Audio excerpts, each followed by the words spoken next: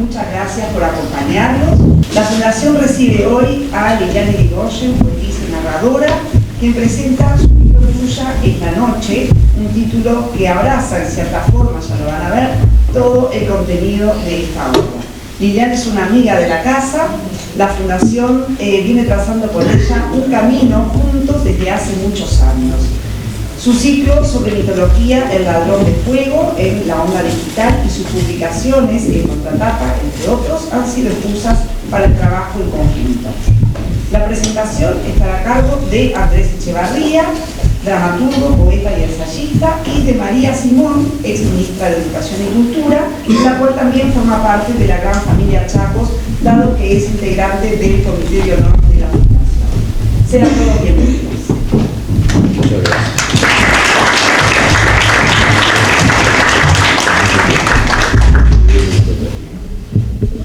Buenas noches.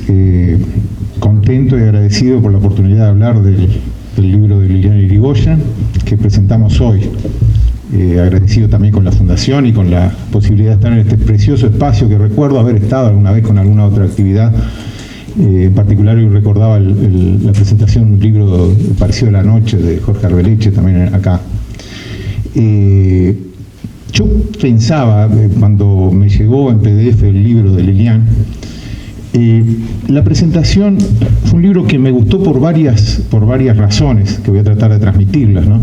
Y se me ocurrió manejar algunos conceptos y algunas preguntas, interrogantes, sobre la poesía en general y sobre este libro en particular, y que quizás en el análisis sobre algunos conceptos que voy a ir expresando, por lo menos deje la interrogante o la necesidad de algunas respuestas, ¿no?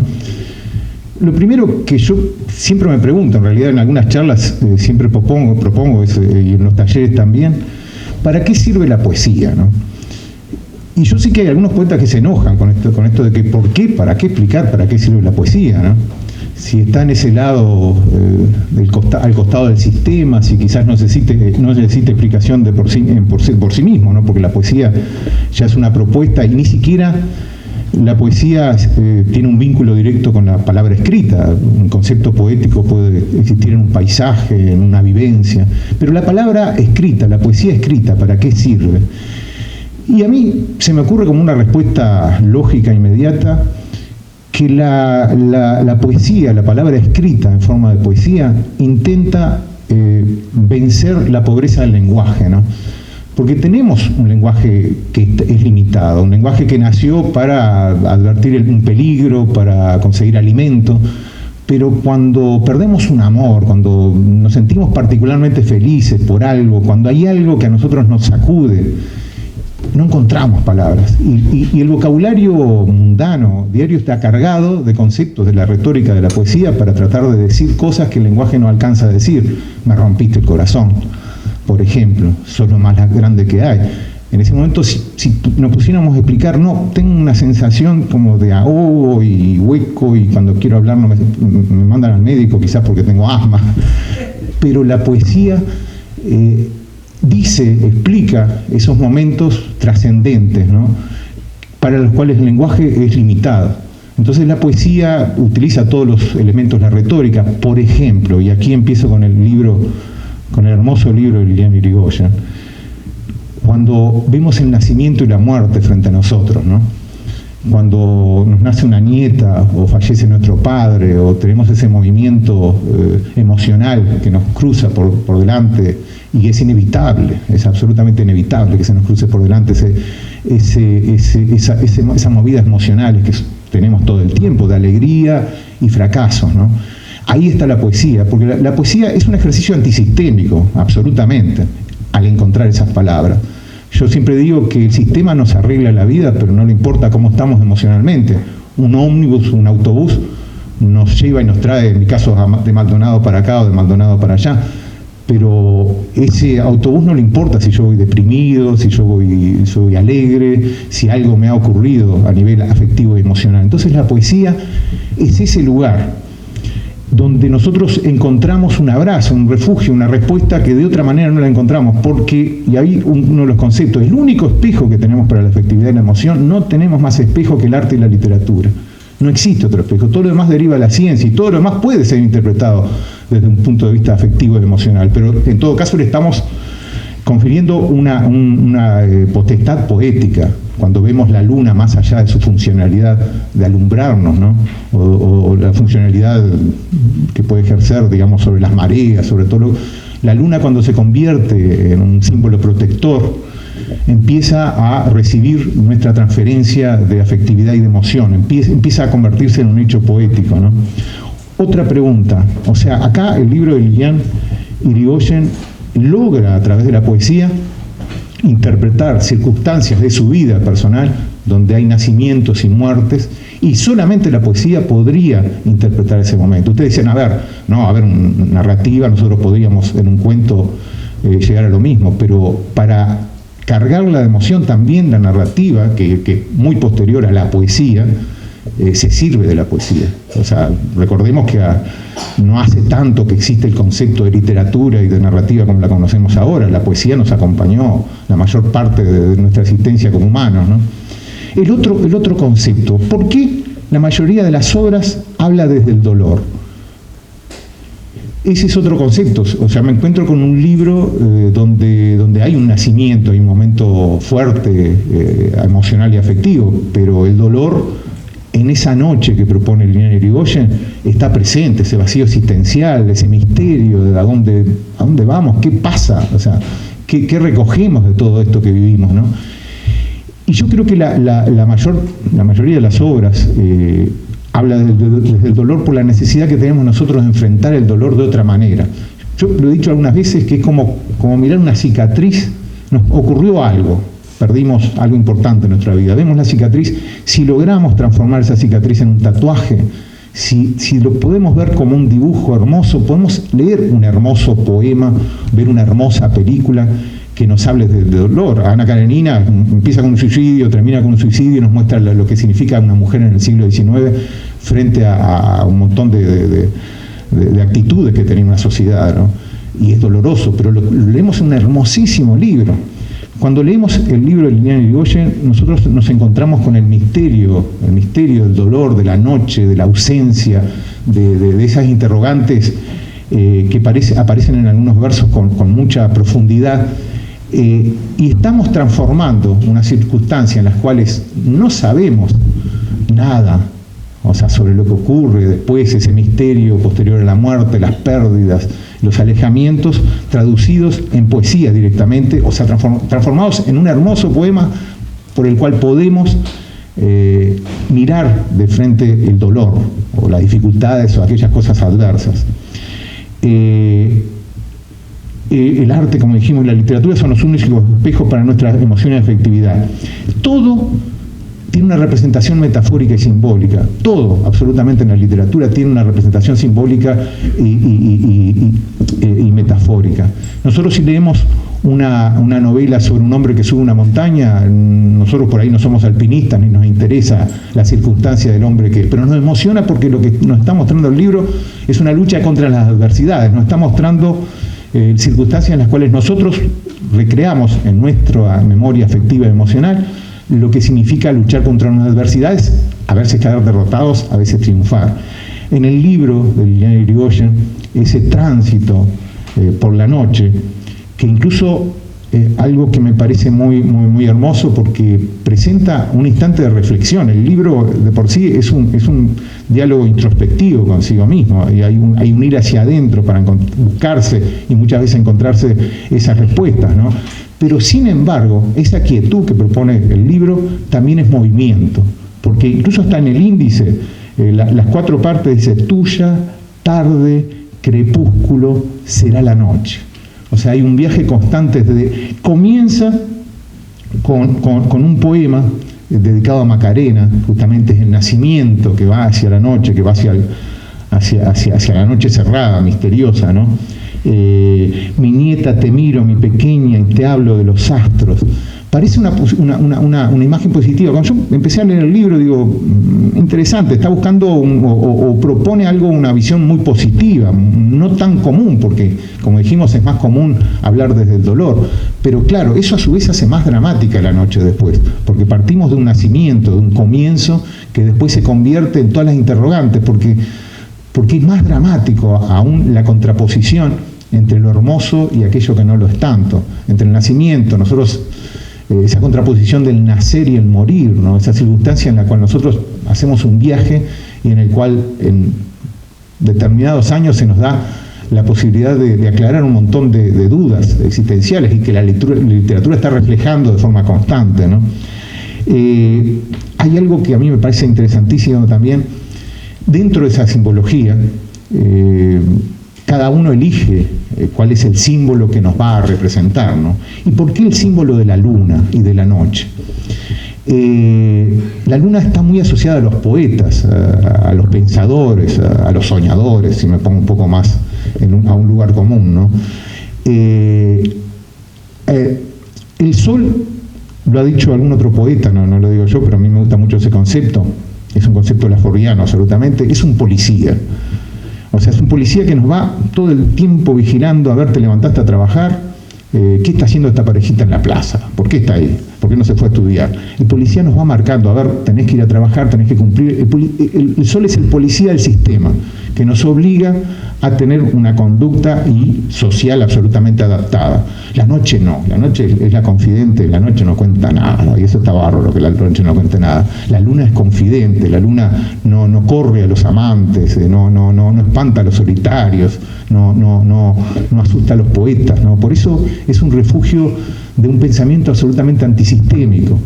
O sea, así como nosotros vivimos en lo diario, el tener que transitar por aquello que se nos obliga a hacer para ser animales sociables y adaptados, la noche es esa pausa, ¿no? La noche es esa pausa, que como decía Cortázar, me acuerdo del poema de los amantes, se termina la noche, la hipocresía los devuelve al día, a los amantes, ¿no? La noche es ese refugio, es esa confidencia. Lilian Irigoyen logra en este libro que ese espacio de la noche conforme todas unas posibilidades de introspección y de pensamiento, donde nosotros nos sentimos identificados. Esa pausa, ese momento de reflexión, donde enfrentamos a la memoria, a lo que nos va diciendo, recordando las memorias, a lo que nos va recordando la memoria emocional y afectiva, aquellos recuerdos que vuelven a estar y que nos vuelven a colocar las mismas interrogantes, el misterio, la muerte, el final. Lejano vendaval, el tiempo que arremete en la memoria, el antiguo fuego de San Juan todavía alumbra la niña que ha partido. El concepto del viaje de esa niña que sale desde el nacimiento y a través de la noche va hacia las sombras y hacia la muerte, ¿no? Que en este caso no es la muerte de ella, sino el desprendimiento, la aceptación del duelo de aquel que nos antecedió, de nuestro padre, ¿no? En ese ritmo natural de la vida, nuestros padres que se van y nuestros hijos y nuestros nietos que vuelven. Es muy interesante la referencia, por lo menos que yo entendí acá, al poema La noche oscura del alma, escrito en el siglo XVI por Juan de la Cruz, un místico católico. Ese concepto, cómo la simbología en este caso adopta un elemento cristiano, pero con un valor metafórico y simbólico muy grande, ¿no? Esa noche donde el alma busca una respuesta o busca un amparo. Tuya será la noche. El título mismo plantea un misterio absolutamente polisémico. Cada uno logra interpretar desde ese lugar que propone, desde ese espacio y esa noche, logra interpretar o puede interpretar las propias vivencias, recuerdos, emociones, las propias respuestas frente a esos misterios que ocupan a la noche. En la sombra, no es fácil ver el sol de frente, clavar la mirada verde y directa sobre el oro del cielo, aguantar el brillo del fuego que da vida. Sin embargo, el crepúsculo, con el mismo color que la aurora, anuncia el misterio, lo que alucina en las sombras la primera estrella. Yo pensaba, y acá le decía un poco en broma, Lilian, antes de empezar, que le iba a llevar la contra en algo, ¿no? Ese concepto de la noche, en realidad intenta hacer más que llevar a la contra, elogiarle, porque ese concepto de la noche donde termina con un concepto casi de aceptar resignada el duelo. Yo creo, a mí por lo menos, que perdí a mi padre hace pocos años también, quizás haya sido en la misma época, me hace bien leer esto. Porque primero, que no necesitamos respuestas definitivas. En ese gran misterio está el indagar nuestros propios abismos como seres humanos. Y en la poesía está esa respuesta que no concluye nada, y que está muy bien que no concluya nada, porque la conclusión nos llevaría a esa pobreza de un pensamiento sistémico, ordenado, que intenta explicar todas las cosas, y la poesía vaga en una esfera donde el lenguaje es otro, donde incluso hasta las posibilidades de cómo se aplica en una estrofa, en un verso, es ya la búsqueda de una nueva respuesta con nuevas palabras y con nuevos conceptos. Entonces las definiciones exactas nos vuelven al ómnibus, al autobús que no le importa si estamos tristes o contentos, ¿no? Nos devuelve a un ejercicio absolutamente sistémico que a la poesía no le interesa ni le debe interesar. Este libro tiene todos esos parámetros de misterio, de viaje, de interrogantes, de enfrentarnos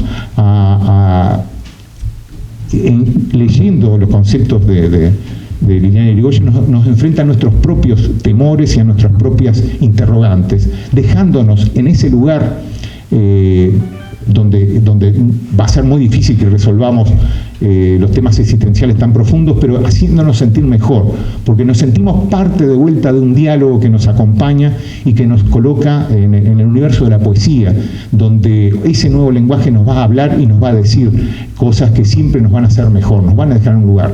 Yo creo que el libro de Liliana Irigoyen es un viaje en esta noche, pero es un viaje que nos deja en un sitio y lugar, como la buena poesía nos recoge en una circunstancia de nuestra vida donde a determinada edad hemos pasado y tenemos por circunstancias de dolor y de alegría, y tenemos esas interrogantes constantes.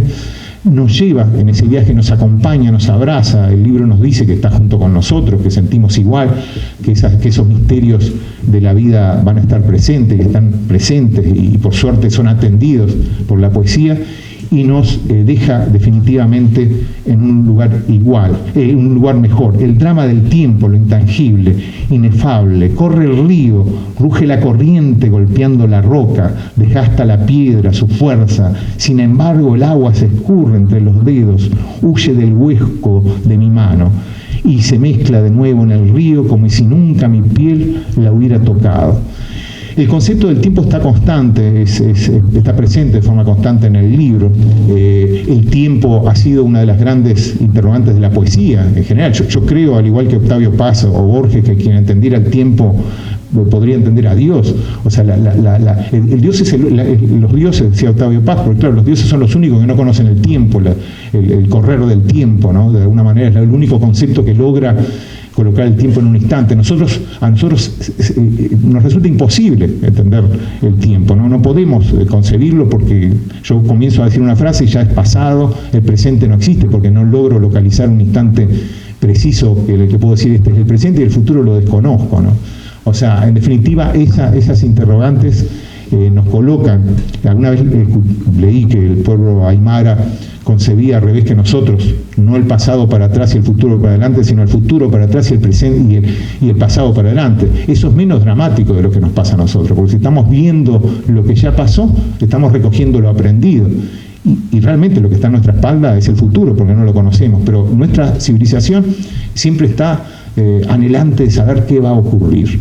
Y quizás no tengamos por qué saber qué va a ocurrir, sino cómo impacte, cómo resolver a nivel emocional y afectivo en nosotros esto que se nos ha dado como vida y como ejercicio de integración, como ejercicio de sensibilidad, como ejercicio de estar siempre atentos a la emoción y a la afectividad del otro. La poesía es un abrazo colectivo, es también un abrazo desde la individualidad, y es la invitación a un viaje de concordancia, de emoción, de interpretación. Yo siempre digo, en mis talleres de creación, digo, cuando le escriban un poema a un árbol, no lo escriban ustedes el poema, dejen que el árbol escriba el poema. Y si logran que el poema sea escrito por el árbol y no por ustedes, los va a trascender el ego, ¿no? Yo siento que en el libro de Liliana Irigoyen ella retrata la noche en esas circunstancias y en esos valores y en esas posibilidades metafóricas y simbólicas que nos hacen bien, nos reflejan, nos abrazan y nos acompañan en ese viaje por la noche. Muchas gracias.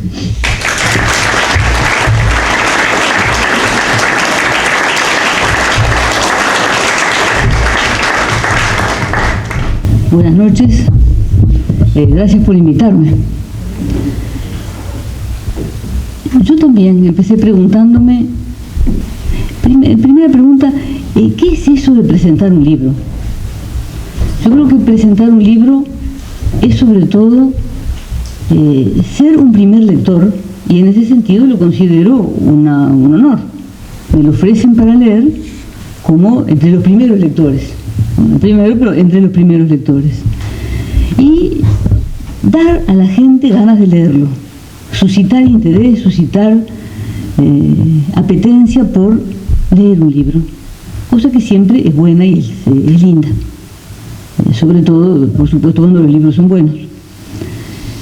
Eso es presentar un libro, no se trata de tomar la voz del autor, sino de hablar un poco de qué sintió uno, qué pensó, qué sigue pensando, porque los libros hacen efecto retardado, con efecto retardado como los medicamentos, uno lo sigue pensando, sobre todo la poesía. Lo bueno es que tenga efecto lento y que uno la siga pensando y siga haciendo efecto lentamente. Entonces esa es mi idea de estar aquí, y en ese sentido me parece un honor. Y también me pregunté varias cosas que Andrés también se preguntó, entre ellas, ¿por qué escribir poesía? ¿Por qué leer poesía? ¿Para qué? ¿Tiene sentido el para? ¿O por qué? Uno se preguntaría también entonces, ¿para qué amar? ¿Para qué tener nietos, hijos? ¿Para qué tocar el agua aunque uno no la tome? La función es muy vital, uno toma agua, pero también la toca, la mira, la hace salpicar. Es decir, hay cosas que no tienen necesariamente una finalidad material y sin embargo tienen un para qué, tienen un porqué. Hay toda una teoría que insiste en hablar de lo importante de lo inútil. Pero inútil no está dicho en un sentido despectivo. Hay un filósofo italiano que se llama Ordine, que tiene toda una teoría de lo inútil. Y en realidad le gusta mucho. La música es útil. Clemente Stable dicen que decía, ¿un bebé para qué sirve? Un recién nacido. Para nada. Para nada. Y está muy bien. La poesía es todo eso, y en la poesía, como otras formas de arte, nos ayuda a pensarnos a nosotros mismos, a pensarnos y a sentirnos a nosotros mismos, a entender o asimilar o digerir ciertas realidades, incluyendo las horribles. Al horror muchas veces, como lo podemos digerir un poco mejor, es a través del arte. Me estoy refiriendo a ejemplos terribles en la historia de la humanidad, incluso no solo a nivel individual. La poesía en general es más de un talante, de un tono más individual, pero hay varias formas de arte que se han dirigido a temas de la humanidad completa. Y lo que le ocurre a un individuo también le ocurre a la humanidad. Pero estoy pensando en digerir o acercarse a grandes disparates como genocidios, por ejemplo, y hay artistas que han logrado acercarse. Y es tal vez la única manera como podemos mirarlos. Así como como hay maneras de mirar al sol o de mirar algunas cosas que no podemos mirar directamente. La poesía se sirve de la palabra, así como otras artes se sirven de los sonidos, de los colores. Ahora, la palabra no es su fin más utilitario. La palabra, de todas maneras, es una entidad bastante compleja e interesante. La palabra misma, la palabra, es una entidad como con dos caras, como una moneda, y no es tan simple. El lingüista Ferdinand de Saussure, que analiza la palabra, Dice, uno primero pensaría que de un lado está la cosa y del otro lado el sonido. Yo digo lápiz, y es la cosa lápiz, y la palabra lápiz es un sonido. Pero no es así, porque cuando yo digo lápiz no me refiero a este lápiz. Hay un concepto abstracto de lápiz. Y no preciso decirle la palabra.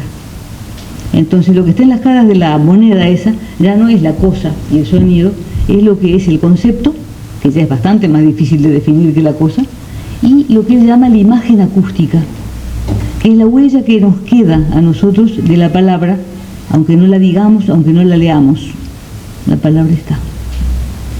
La poesía, yo creo que es una palabra que uno disfruta especialmente, porque la lee, a veces hasta la lee en voz alta. La poesía tiene eso, tienta a leerla en voz alta. Aunque no la lee en voz alta, se oye a sí mismo leyéndola. Dicen, voy a permitir una pequeña digresión, dicen que en alguna época la gente solo leía en voz alta, y si no, no entendía lo que leía. Que cuando en los cuentos dice, y el rey se escondió a leer la carta, es verdad, se tenía que esconder a leer la carta, porque para entenderla la tenía que leer en voz alta. Dicen que entre los primeros intelectuales de la cristiandad, San Anselmo, San Agustín, que era más joven, observó con sorpresa que San Anselmo podía leer en silencio. Y a San Agustín lo voy a citar otra vez en este momento, porque claro, me viene al pelo con el tiempo. Uno de los temas importantes que también nombró Andrés, y que está en los poemas y en mucha poesía, y a mí personalmente me interesa mucho, es el tiempo. Y del tiempo dicen que justamente Agustín de Hipona, o San Agustín, decía, si no me preguntan, creo que sé lo que es, pero apenas me preguntan qué es el tiempo, no sé decir qué es.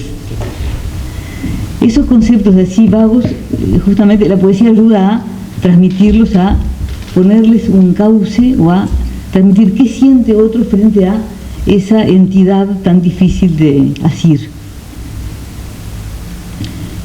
Justamente me acordaba también de un libro, de esos libros re clásicos del Fondo de Cultura Económica, de un tal Johannes Pfeiffer, que se llama La Poesía, un título así modesto, se mandó el loco, un libro chiquito pero que ataca temas muy profundos, y para empezar elige un texto filosófico y un texto poético, ambos sobre el mismo tema, que es la muerte.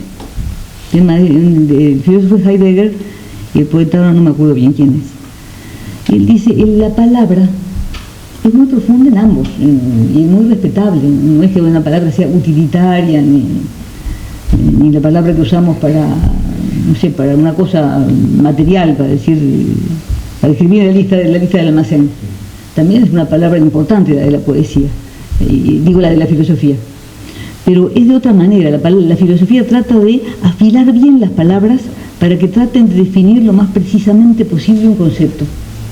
En cambio, la palabra poética es como evanescente, es como que toca en un lugar pero provoca ecos por otros lados, y es lo que es así.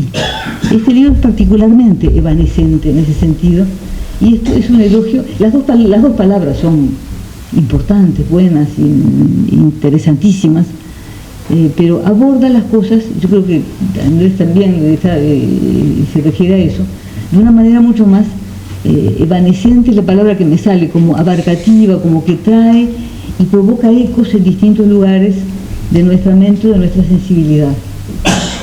Esa es tal vez una de las esencias de la palabra poética.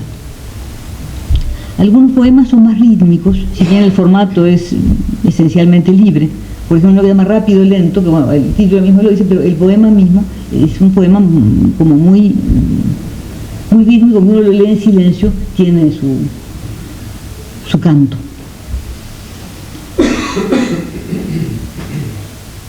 Yo creo que en esto del saber y sentir no hay un antagonismo, las dos cosas existen y se complementan. Yo vengo de las ciencias, los filósofos tratan de saber lo más que se puede. Son maneras de conocer la realidad y de abordarla y de vivirla de distinta manera. Aquí los temas, casi todos los temas del libro son profundamente filosóficos, sin quitarle la cotidianeidad, porque después de todo también los temas filosóficos nacen de nuestra cotidianeidad, que no está negada sino aludida. Incluso hay un misterio de lo cotidiano, el misterio del sol que entra a través de la ventana, las cosas que vemos todos los días, pero que si nos ponemos a mirarlas más en serio, mirarlas con más detenimiento, también encierran misterios y encierran poesía. Son poemas como de madurez, diría yo, serenos, con una serenidad muy lúcida, con una voz propia, con un lenguaje básicamente sencillo, o diría necesario. No está buscada la originalidad a través del lenguaje, ni del vocabulario, ni de la forma. Se acude a ello solo cuando se considera necesario para transmitir un sentido. Las imágenes del tiempo, tengo que volver al tema del tiempo, son muchas, algunas muy clásicas como los ríos, el mar, las estrellas. Aparece muchas veces ese sentimiento cósmico que yo creo que data de los clásicos griegos, quiero decir, que fueron los que empezaron a mirar el cielo y a sorprenderse con la inmensidad y a tener esa conciencia de lo pequeños que somos y lo importantes que somos a la vez. Sí. Pero que somos seres que estamos, no sabemos por qué, en un planeta en el que en definitiva es una bolita embarrada en un universo, en el firmamento. También cuando se habla del tiempo futuro, pasado, que se mezclan. Se habla de, esto está reflejado un poco en las generaciones, los nietos, los padres, los antepasados, pero también del tiempo vivido y del tiempo no vivido, que a mí eso me parece muy interesante, de los caminos que no se recorrieron y que sin embargo tienen efecto sobre el presente, sin embargo pesan de alguna manera sobre el presente. En eso los historiadores también piensan, en definitiva la historia muchas veces indaga también lo que podría haber sido, y eso arroja mucha luz sobre el presente. Hay poemas que hablan de eso, y más de una vez. Por ejemplo, uno que se llama Nunca te he escrito, y que habla de, es como una retórica del silencio o de la página en blanco. O otro que se llama Cuando estoy sola, y si bien se refiere a otra persona, yo pienso que probablemente es una persona con la que la autora puede hablar si quiere, pero hay cosas que solo logra sentir hacia el otro cuando está sola. La soledad fecunda, no necesariamente la soledad como mal, ella se ríe.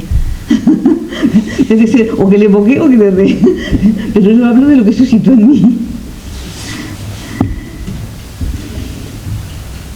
Ese tiempo que llega a través de las grandes imágenes, desde las grandes hasta las más pequeñas, el cosmos, el mar, los ríos, la belleza, lo cotidiano, los niños, la muerte, es como la materia más clásica de la poesía y también de la música, que son artes que se desarrollan en el tiempo. No se hacen con materia, sino con cuestiones esencialmente temporales. Me hizo acordar a lo que dice Simone Weil, que es una filósofa, volví a la filosofía, que tiene un párrafo, un libro de párrafos medio sueltos, pues es un libro póstumo, que dice: estrellas y frutales en flor. La permanencia completa y la extrema fragilidad dan igualmente el sentimiento de la eternidad, o el sentimiento del tiempo, podríamos decir. También habla de la dualidad entre lo fuerte y lo débil. Por ejemplo, la roca que es dura, en definitiva, es transformada, es moldeada por el agua. Y en nosotros mismos también está eso fuerte y eso débil. Para terminar, quería leer el último poema porque le consulté y ¿pensás leer el último? Él me dijo no. Justamente pensé y decidí que no. ¿Me dejás leerlo a mí? A veces el poema leído con la voz de otro es interesante. Además, después les voy a contar qué pensé y qué pensamos. Es el último poema de La Noche, que está desde el que no está desarrollado hace tiempo, como ya dijo Andrés, que se llama Para que vueles alto. Y dice: ver, oír, tocar, cómo pensar y no sentir, cómo saber si al oeste de los sueños todavía la luz brilla. Hay que dejarte ir, me dicen, y yo te dejo. y te suelto para que vueles alto, a dimensiones que se me escapan. Yo simplemente te digo adiós, te dejo a la deriva de los cielos, como un barrilete que soltó mi mano para ascender. Yo, en el reverso de una fotografía de mi madre, escribí adiós. Y me hizo pensar eso. Pero también me hizo pensar, fíjense, en que a los hijos uno los tiene que soltar para que sean independientes. Es decir, también a la vida hay que soltarla. Y pensé en esa alianza de pasado y futuro a la vez. Y yo no lo pensé necesariamente en términos de negativo, positivo. Hay pérdidas, pero qué casualidad, no pensaba, pero voy a volver a San Agustín. Hay pérdidas de disminución y se llama pérdidas de crecimiento.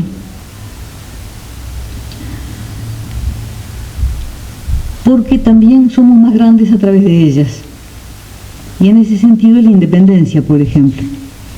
Él la llama crecimientos activos, porque no se aprendían, pero también hay crecimientos pasivos, en que el ser humano crece de todas estas distintas maneras. Y bueno, esto es lo que quería contar sobre mi siempre personal y siempre subjetiva lectura del libro, que permanece con algunos misterios cerrados, como es natural. Uno de ellos es, y quería decir eso como última parte, tuya, ¿de quién? Tuya, de la propia autora, tuya, de los antepasados, tuya, de los que vendrán después, tuya, del poema, tuya, del silencio. De todos esos podría ser, ¿verdad? Muchas gracias.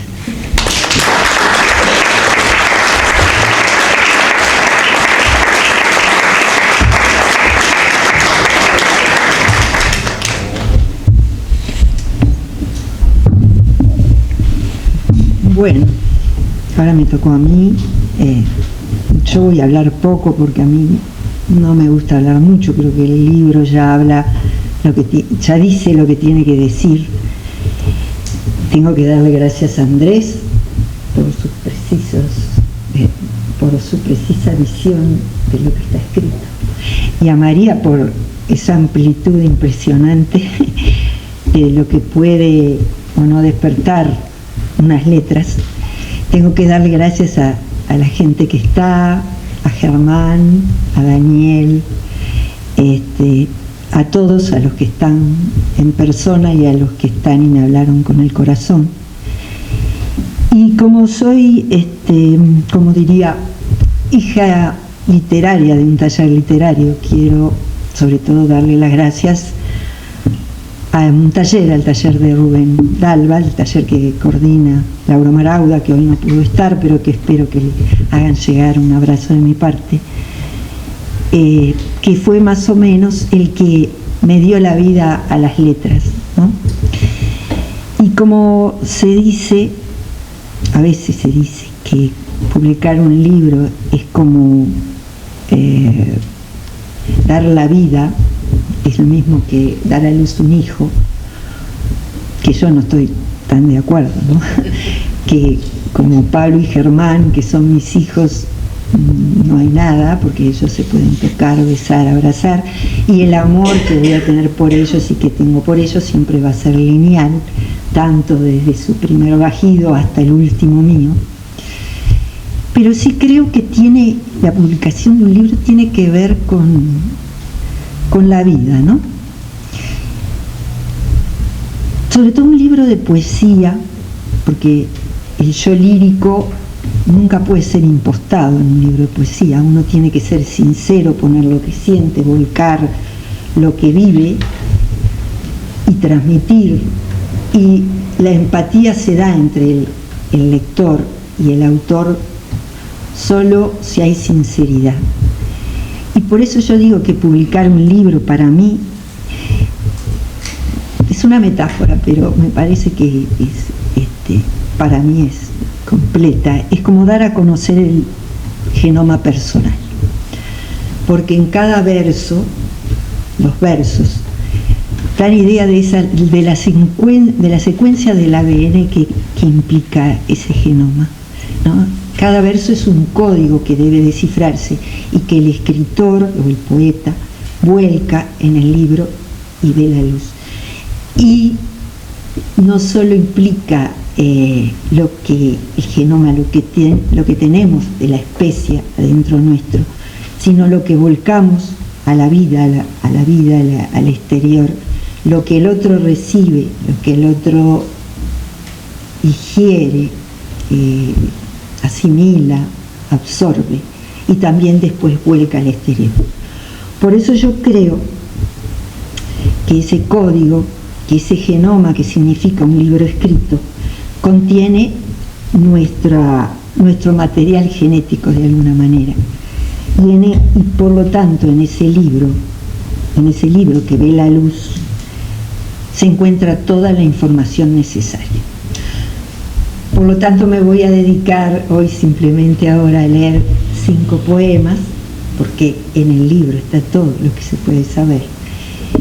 5 poemas y cada uno de ellos va a tener que ver con una sección del libro, a excepción del primero, que va dedicado a mi nieta Macarena y que actúa, como tú dijiste, a manera de prólogo, la vida que comienza. Y después los demás, uno que elegí de cada sección del libro: Tuya, Tarde, Crepúsculo y Será la Noche. Entonces aquí empezamos a descubrir mi genoma. Para Macarena, mi nieta. Te miro, mi pequeña, y te hablo de los astros, de la luz que brilla allá arriba después de las nubes que juegan, como juegas tú con tus amigos en el parque. Te cuento, mi adorada, del polvo de estrellas del que tú y yo formamos parte y que pisas con tus piecitos desnudos en la tierra. Te hablo del mar, mi querida, del azul líquido que contrasta con tus ojos bellos, tan límpidos, tan amados.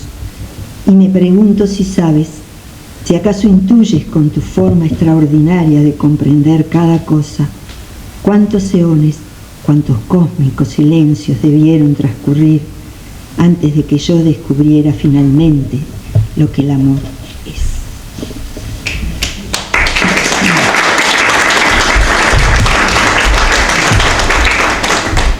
De la sección tuya elegí uno, que se llama Lo que fue.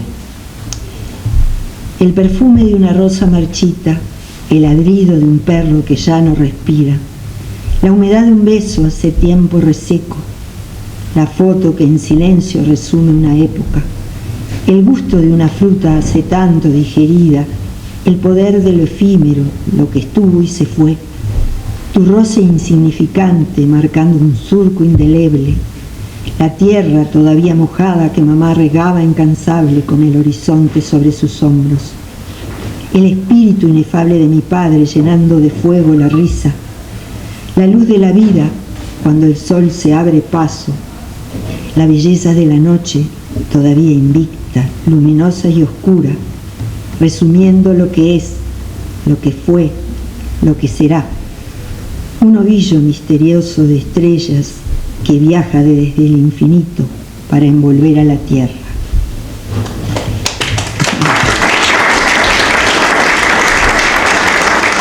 De tarde elegí el final del tiempo.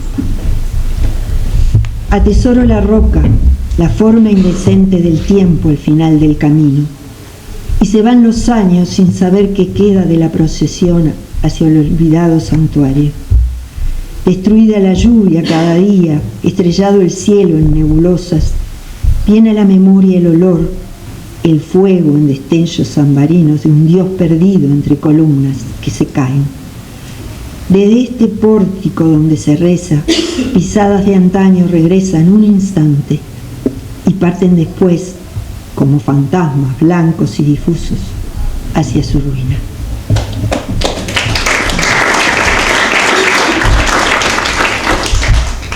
De Crepúsculo, los lugares comunes. El poema Los lugares comunes. Siempre por escribirte un poema, uno que no esté repleto de besos repetidos hasta el cansancio, de abrazos conocidos, saturados de lugares comunes. Siempre por hacerlo buscando la palabra exacta, esa que da en el blanco o en el medio justo del pecho. Pero no encuentro. Te busco entonces en la memoria, en el pedazo intacto que me guardo en el otro extremo de lo cotidiano. Pero allí las palabras no existen. Los besos se disuelven sin cuerpo ni abrazo. Me quedaré entonces con las ganas de escribirte, con las ganas de saber qué misterios se esconden y no surgen de los lugares comunes. Y el último, que será la noche y que empecé con mi nieta y termino con mi padre, este va dedicado a mi padre. El latido de la vida. Un segundo tan breve que se hizo eterno. Los ojos cerrados, las manos tomadas, el canto de Citarrosa hablando de la partida, como si irse, dejar pasar con la música de fondo, fuera más fácil, porque partir, abandonar la senda florecida en pos del misterio siempre resulta una interrogante.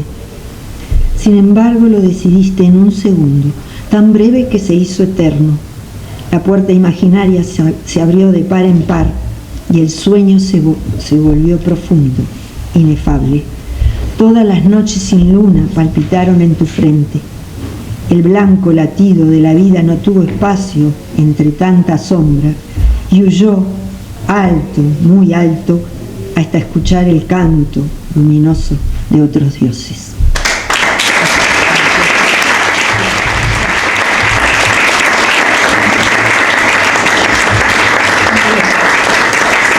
Gracias por estar y ahora sí los invito con un brindis para amenizar la tarde y la noche.